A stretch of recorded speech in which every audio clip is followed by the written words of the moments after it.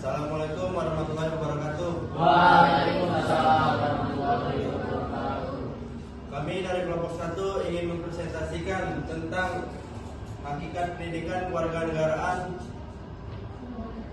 yang akan mohon perkenalkan diri. Saya moderator Julian Darosa dan rekan saya berikutnya Patri Saprial dan Priska Azara dan Nopal Huda dan Muhammad Raifatsa dan Chandri Walesa. Selanjutnya materi akan disampaikan oleh rekan saya Patri Saprial. Waktu tepat, kami persilahkan. Apa yang dimaksud dengan pendidikan kewarganegaraan? Pendidikan kewarganegaraan adalah mata pelajaran yang amat penting yang untuk diajarkan bagi warga negara, karena pendidikan kewarganegaraan merupakan suatu program pendidikan yang harus dibekali untuk peserta didik dalam berperan aktif dalam kehidupan bermasyarakat maupun bernegara. Pendidikan kewarganegaraan adalah suatu program pendidikan di mana program pendidikan yang berorientasikan terhadap penilaian Pancasila dan sebagai cermin kepribadian bangsa. Secara epistemologi, pendidikan kewarganegaraan terdiri dari dua kata, yaitu ada kata pendidikan dan kewarganegaraan. Pendidikan sendiri memiliki arti adalah suatu upaya secara sadar dan terkendali untuk mencerdaskan kehidupan bangsa dan bernegara dan moral bangsa, dan menanamkan jati diri serta sebagai landasan hakikat dan sebagai landasan hak dan kewajiban berbangsa dan bernegara.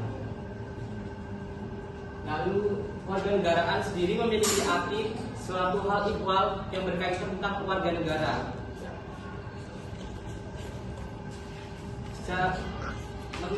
Menurut Zamrani dalam Kinerja 2013, pendidikan kewarganegaraan merupakan pendidikan demokrasi yang dimana masyarakatnya dituntut untuk berpikir kritis dan bersikap demokrasi.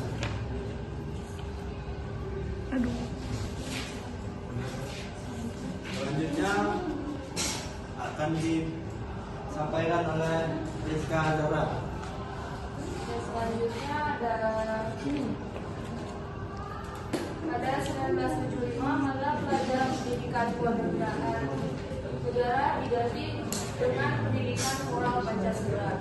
Yang selanjutnya pada tahun 1994 pendidikan moral Pancasila diganti dengan pendidikan Pancasila dan kewarganegaraan atau PPKN. Dan selanjutnya ada perkembangan berikutnya dengan berkuatannya Undang-Undang Nomor 20 Tahun 2003 tentang Sistem Nasional, maka PPKN diganti dengan Pendidikan Kewarganegaraan PKN. Dan selanjutnya pada tahun 2006 kurikulum berbasis kompetensi mengalami perubahan menjadi kurikulum tingkat satuan pendidikan KTSP. Selanjutnya akan disampaikan oleh Nopal Huda. Bagaimana tujuan dan fungsi dari pendidikan kewarganegaraan? Secara epistemologi, pendidikan kewarganegaraan dikembangkan dalam tradisi citizenship education yang tujuannya sesuai dengan tujuan nasional negara.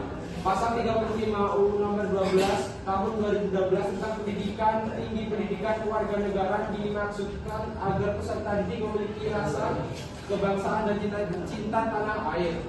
Menurut Abdul Aziz Wahab dan Sapria 201, tujuan pendidikan kewarganegaraan adalah untuk membentuk warga negara yang baik. Fungsi dapat membantu siswa untuk memahami hak dan kewajiban mereka sebagai warga negara, dapat membentuk karakter yang lebih baik dan bertanggung jawab.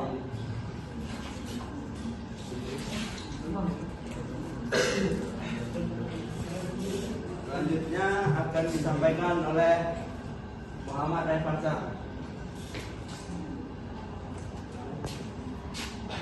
Sebagai warna pengembangan potensi siswa untuk bertingkah laku baik bagi siswa yang sudah mempunyai sikap dan perilaku. Selanjutnya sebagai wahana perbaikan yang dapat memperkuat pendidikan nasional untuk bisa bertanggung jawab terlebih dalam mengembangkan potensi siswa yang lebih bermartabat. Yang ketiga sebagai wahana penyaring yang dapat menyaring budaya bangsa negara sendiri dan bangsa lain yang tidak sesuai dengan nilai-nilai karakter.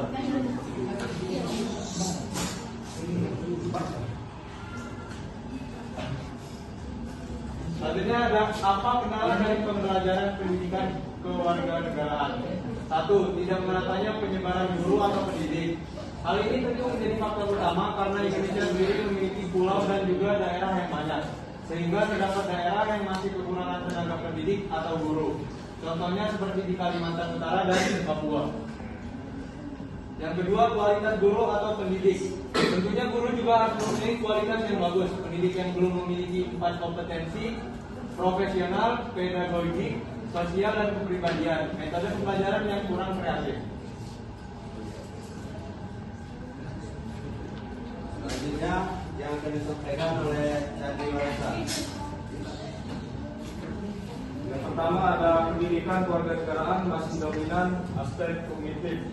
Sejak Orde Lama kemudian Orde Baru hingga pasca reformasi pendidikan kewarganegaraan belum menunjukkan peran optimal dalam pembangunan karakter bangsa, sehingga pada pendidikan kewarganegaraan ini seringkali menuai kritik dari berbagai pihak di kalangan akademisi, pemerintah, masyarakat awam.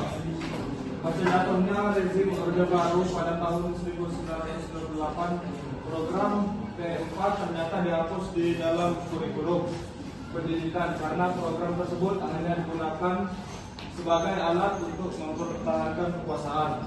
Dengan kedua, penguasaan kompetensi guru pendidikan kewarganegaraan masih kurang.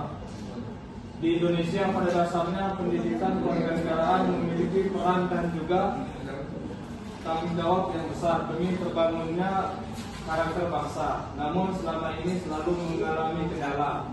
Kualitas guru menjadi salah satu permasalahan utama yang dihadapi oleh pendidikan kewarganegaraan dalam membangun karakter peserta didik. Baik, dan kita sekarang masuk pada dalam sesi pertanyaan. Apakah ada yang ingin bertanya?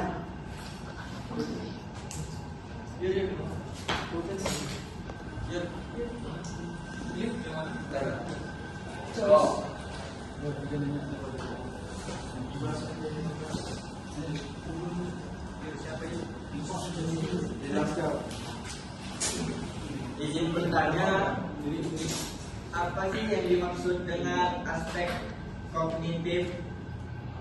Baik. Apakah masih ada yang ingin bertanya? Ya. 3. Baik, selanjutnya kita masuk pada sesi tanya jawab. Jawab maksudnya yang akan menjawab pertanyaan dari Ridho Aska Putra yang akan disampaikan oleh Chandri Waresa.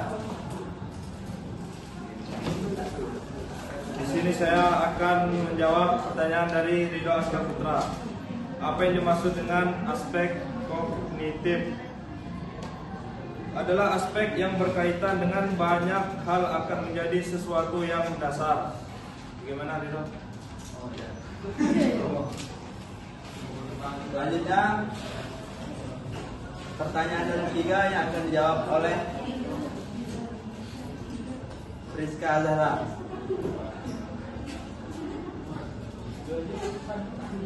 Pendidikan demokrasi yang bertujuan untuk mendidik generasi muda menjadi warga negara yang demokratis dan partisipatif. Gimana? Pendidikan demokratis itu maksudnya kayak apa? Gimana kan? Apa enggak? Pendidikan demokratis Indonesia.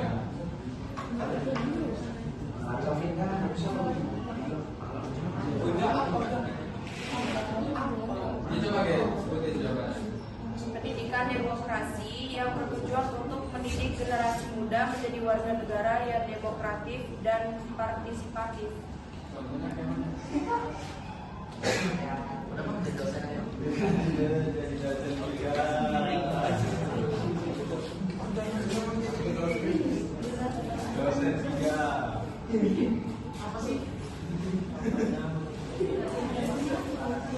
Oke, baik, di sini saya akan menjawab pertanyaan dari Vika. Jadi contohnya itu seperti Contohnya seperti dosen inilah memberikan pelajaran PPKN kepada kita, biar kita tahu bahwa di Indonesia ini merupakan banyak hukum yang harus kita pelajari.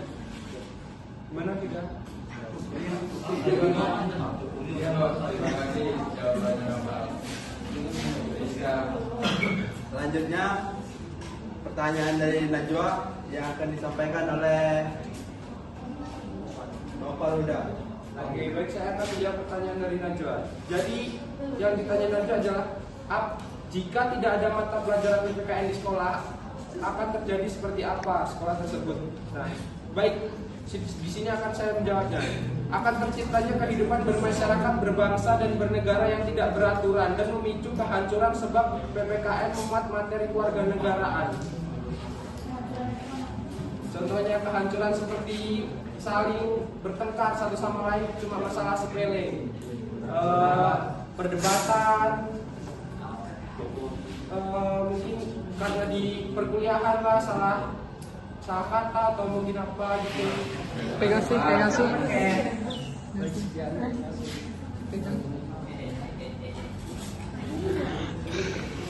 Baik, sekian kami akhiri presentasi pada pagi hari ini.